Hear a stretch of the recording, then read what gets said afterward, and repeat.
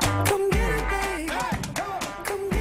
up on 821, welcome back. Soccer is the talk of the town, especially when it comes to the women's team. And I like the fact we get a blast from the past. Helen Stoumbos joining us right now, along with Charmaine Hooper, both of which were on the 1995 FIFA Women's World Cup team representing Canada. And the 20-year reunion of all times to do this. How amazing is this to have a match like yesterday? I think we're both shocked by the fan support and the media support. I mean, when we played in 1995, we got back from the World Cup and our games were aired a week later. Oh, no. That's how different it was then. So. But you were both a part of the energy yesterday inside BC Place. Timing impeccable to have the reunion. But Charmaine, tell me about the energy, how electric it was with this fan support we're seeing now. Oh, it's just amazing. It's actually unbelievable, especially in the streets after the game. You know, people were actually cheering still, and just, I mean, the hoopla was just unbelievable. It was really great to see. Are you surprised, given the reaction, or seeing what has transpired over the last few years? It was kind of expected that there's this appetite now, given the legacy this current women's team is leaving here in our country. You know, I think I'm surprised by how Canada has embraced the sport. I think it's the best sport in the world, and I think women's soccer, if people have gone out there and watched the game, it's amazing soccer, and it's exciting to watch. I mean, I think a lot of things have changed since we played, but I'm so proud that they get to play in this environment. I think this is what it should be. It reminds me of the '99 World Cup a little bit. Yeah, and most importantly, I think it's great for the young girls coming up today to see what's going on right now and aspire to be one of those players sometime in the future. Seeing what the reality could be, and you know, the current roster of ladies, we've had some of them on the show talking about being role models and things that, you know, you guys have clearly experienced. But let's take it back. 1995, we have the team picture. Let's start right there and relive the magic. Oh my goodness.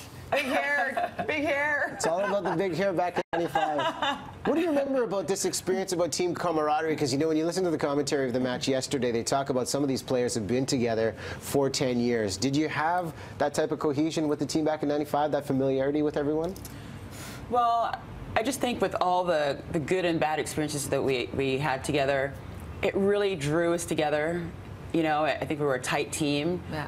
Also, you know, it's been 20 years since then, and it seems like we haven't even been apart for 20 years. It just seems like we saw each other yesterday because we were able to kind of pick up where we left off, which, you know, speaks volumes for the closeness of the team. Yeah, and we've been together, and we're just like, we can't believe how tight we are. Even now, like 20 years later, we've been saying this the whole time. Some of these girls we haven't seen for 15, 20 years, and we're just like, we feel like a family. Like, we really feel like a family, and we've been saying that the last couple of days. It's amazing that, you know, we spent, you know, concerted effort and time together, and we just have developed this bond that I don't think you can ever break. Yeah. That's amazing. That's the power of having a team, and when you say family, the family likes to celebrate when amazing achievements happen. You scored the very first goal at the World Cup level for the women's team, and tell us about that moment and what you remember. You know what? Jerry and I talked about this the other day. She scored the second goal, and it really didn't even faze me. We were losing the game, and you see my reaction after the goal, and I was literally like, get the ball, get back to center, and let's start this game again.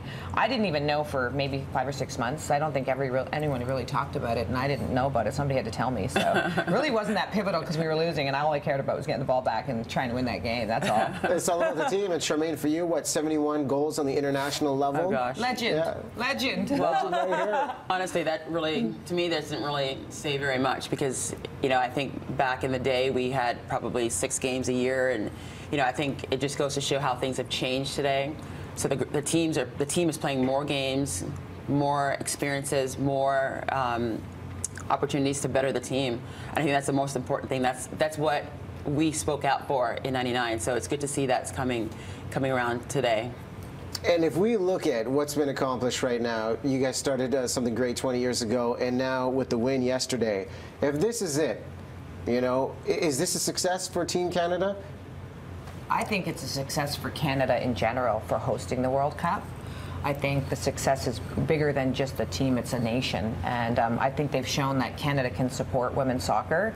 Canada loves women's soccer. I think I'm so proud of being a part of the history of this. And that's something, it's funny, we've gotten a little bit emotional as we were here and as the World Cup was coming to start, and we were like, this is amazing. Like, we're just so emotional about how the team has been embraced, the players have been embraced.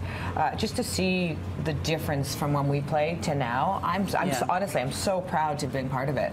Yeah, let's not forget the coaching staff. I think John Herdman has done a really good job to prepare this team to get to this point. And I just think the next step is just winning the next game, and then hopefully winning the next game. And then the one after that.